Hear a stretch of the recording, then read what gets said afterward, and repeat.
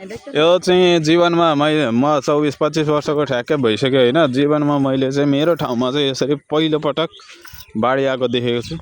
तपाईँहरूले देख्न सक्नुहुन्छ यता चाहिँ डाँडा डाँडा छ के हो, यता पानी अहिलेसम्म हालसम्म आएको छैन, अहिलेसम्म डुबान भएको छैन भने यता चाहिँ तपाईँले पानीको मात्रा देख्न सक्नुहुन्छ।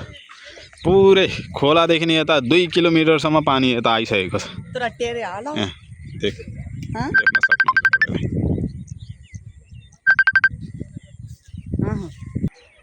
यहाँ तपाईँले देख्न सक्नुहुन्छ खोला लगभग यहाँदेखि 3 किलोमिटर टाढा छ, तर खोलादेखि यता 3 किलोमिटर यता पानी आइसकेको छ।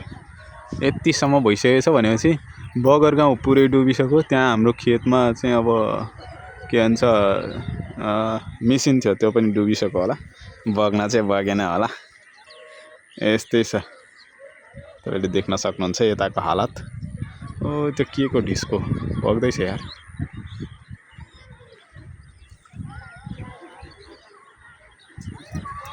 पानीको मात्रा यता बढ्दैछ। यहाँनिर यो बाटोदेखि पानी यता आउँदैछ भनेपछि पानीले निकास पाइरहेको छैन, यता आउँदैछ पानी।